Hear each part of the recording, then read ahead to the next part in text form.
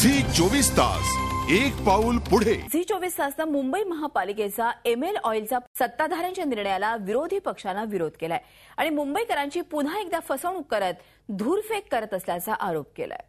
Zee 24 तासनं Mumbai महापालिकेतल्या कोट्यवधींच्या ML oil घोटाळ्याचा पर्दाफाश केला होता।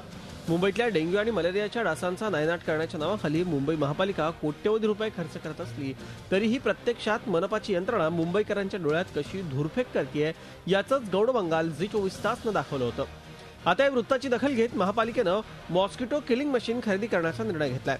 या मॉस्किटो किलिंग मशीनद्वारे रसायनं, कीटकनाशकं यांचा वापर न करता डास मारले जातील असा दावा स्थायी समिती अध्यक्षांनी केलाय।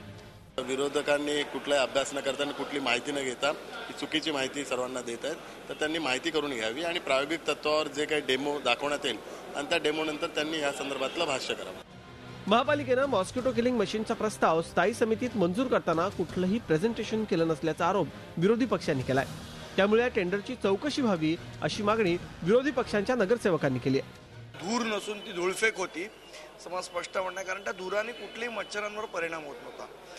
आणि आता ते प्रकरण झी 24 तासनी सुद्धा लावून धरलेलं, कारण एमएल ऑइलचं प्रमाणच त्याच्यात नव्हतं। थंड प्रदेशातलं वातावरण वेगळं आहे, आपल्या इथलं वातावरण वेगळं आहे, त्याप्रमाणे ती मशीन काम करते की नाही या सगळ्या गोष्टींची तपासणी करणं आवश्यक आहे। त्याची तपासणी केल्याशिवाय या मशीनची ऑर्डर देण्यात येऊ नये म्हणून आम्ही या मशीन्सना विरोध केला।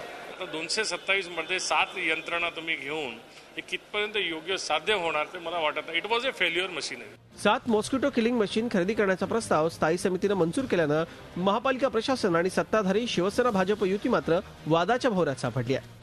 एमएल ऑइलच्या गोडबंगालाचा पर्दाफाश झी 24 तासनं केल्यानंतर पालिकेने मॉस्किटो किलिंग मशीन विकत घेण्याचा निर्णय घेतलाय। मात्र या मॉस्किटो किलिंग मशीनची कोणती चाचणी केली असा सवाल आता मुंबईकर करतायत। झी 24 ताससाठी व्हिडिओ जर्नलिस्ट श्रीनिवास, हेमंत बिर्जे, मुंबई। झी 24 तास एक पाऊल पुढे।